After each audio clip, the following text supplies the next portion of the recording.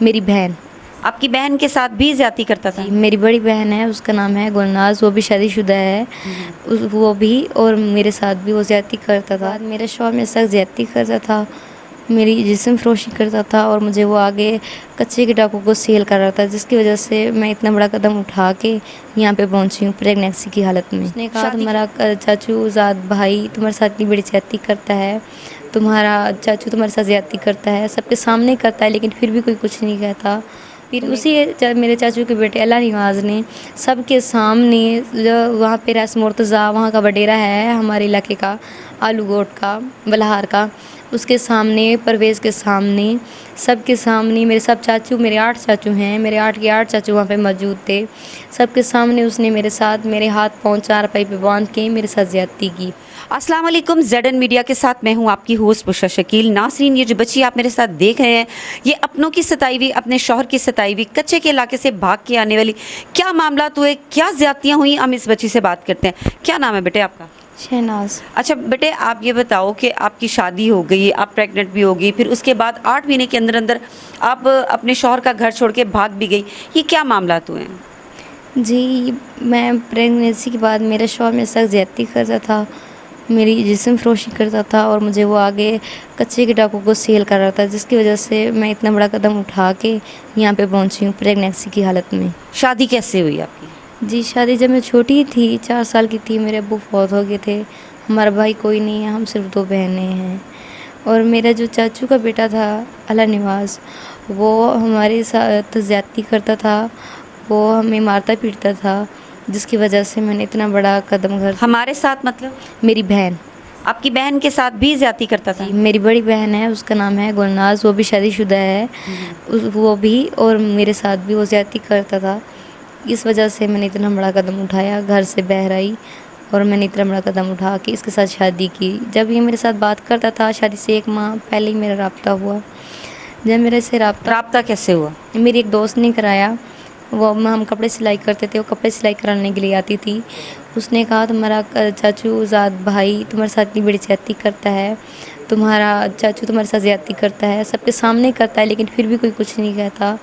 تم ایک بار اس سے رابطہ کر کے دیکھو، شفیق سے، یہ بہت اچھا انسان ہے، یہ تمہیں خوش رکھے گا گھر میں. میں نے اپنے چاچو کے بیٹے کی زیادتیوں کی وجہ سے تنگ آ کے میں نے اس سے رابطہ کیا، اور میں نے اسے شادی کرنے کا فیصلہ کیا. جب میں شادی کرنے کے لیے ہائی کورٹ میں گئی، تو اس نے مجھے حق مہر میں 1 تولہ سونا اور 5 مرلے کا مکان لکھ کے دیا، جو اس کے پاس موجود ہی نہیں، نہ ہی اس نے مجھے حق مہر ابھی تک ادا بھی کیا ہے، کچھ بھی نہیں اس نے مجھے ادا کیا. جب میں اس کے گھر گئی تو اس کی پہلے سے بیوی موجود تھی، جس کے 3 بچے بھی ہیں، 2 بیٹے اور 1 بیٹی. اس کی پہلے سے بیوی موجود ہے. آپ کو نہیں پتا تھا کہ وہ شادی شدہ ہے؟ نہیں، اس نے مجھے کہا تھا کہ میں کنوارا ہوں. اور اس کا کچا سا مکان، ایک ہی کمرہ ہے، جس کا دروازہ تک بھی نہیں لگا ہوا، اور باہر سے 4 دیواری بھی مکمل نہیں، اور گھر میں پانی پینے کا نل کا تک بھی موجود نہیں تھا. نہ ہی اس کا کوئی کاروبار تھا، نہ کچھ بھی نہیں تھا. 1 ماہ وہ میرے ساتھ صحیح رہا. اس کے بعد 1 ماہ کے بعد میں پریگننٹ ہو گئی، اور میرے جو چاچو اور کزن ہیں اللہ نواز اور وریام حق نواز، میرے سب چاچو ہیں رب نواز، ان لوگوں نے رئیس مرتضیٰ کے کہنے پہ ہمیں پولیس کے ذریعے ہمیں واپس اٹھوا لیا. گھر سے بھاگ کے شادی کی تھی؟ جی. انہوں نے جب ہمیں اٹھوایا تو احمد پور کی پولیس نے ہمیں اٹھایا تھا، لیکن احمد پور کی پولیس نے ہمیں عدالت میں پیش نہیں کیا تھا. ان لوگوں نے ادھر سے باہر سے ہی ہمیں زبردستی اپنے چاچو کے، مجھے بھی اور میری بہن کو بھی، اپنے چاچو کے بیٹوں کے ساتھ زبردستی بھیج دیا تھا. حالانکہ ہم روتی رہی ہیں، کہتی رہیں کہ ہم نے نہیں جانا، ہمیں نہیں جانا. پولیس عرفان شاہ، عدیل اور نوید والا، ان کو میں نے آخر میں قرآن پاک بھی اٹھا کے دکھایا کہ میں نے نہیں جانا، لیکن پھر بھی ان لوگوں نے مار پیٹ کے ہمیں زبردستی اپنے چاچو کے بیٹے اللہ نواز کے ساتھ بھیج دیا. جب ہم وہاں پہنچے تو میرے چاچو کے بیٹا اللہ نواز ہے، اس نے میرا نکاح میرے پھپھو کے بیٹے ماجد کے ساتھ زبردستی کر دیا تھا، جو پہلے زیادتی کرتا تھا. جی. تب میں 2 ماہ کی پریگننٹ تھی، اور میرے پیچھے سے نکاح بھی نہیں ٹوٹا ہوا تھا. मेरी डिवोर्स भी नहीं हुई थी। मतलब निकाह पे निकाह कर दिया। जी, ना उसने कोई मौलवी बुलवाया, ना किसी कागज़ पे साइन हुए, ना कुछ हुए, सिर्फ अपने मुंह ज़ुबान से कहता रहा बस निकाह हो गया, निकाह हो गया, निकाह ये कबूल है, कबूल है। मैं कहती रही मुझे नहीं कबूल। फिर उसी मेरे चाचू के बेटे अल्लाह निवाज़ ने सबके सामने, जो वहाँ पे रस मुर्तज़ा वहाँ का वडेरा है हमारे इलाके का, आलू गोट का, बलहार का, उसके सामने, परवेज़ के सामने, सबके सामने, मेरे सब चाचू, मेरे 8 चाचू हैं, मेरे 8 के 8 चाचू वहाँ पे मौजूद थे। सबके सामने उसने मेरे साथ, मेरे हाथ पाँव चारपाई पे बांध के मेरे साथ ज़्यादती की। मेरी बहन और मेरे बहनोई ने मुझे रिट करके भावलपुर हाई कोर्ट में मुझे कोर्ट सब्ज़ल थाने की पुलिस के ज़रिए उन्होंने बुलवाया। भावलपुर की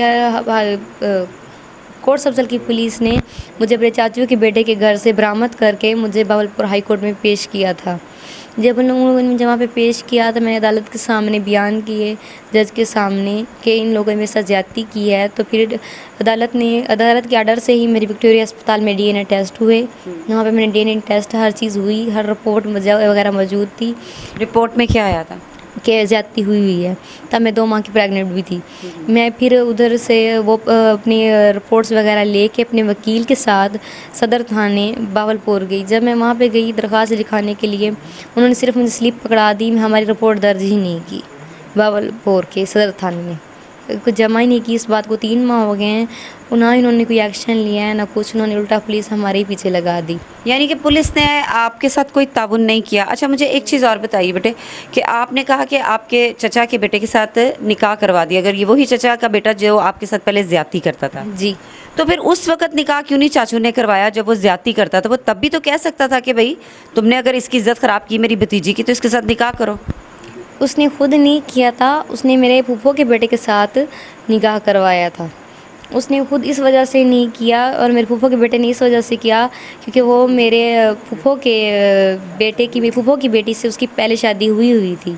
उसके पहले 7 अपने बच्चे भी हैं, उसके पहले अपने 7 बच्चे थे। इस वजह से उसने मेरे साथ निकाह नहीं किया।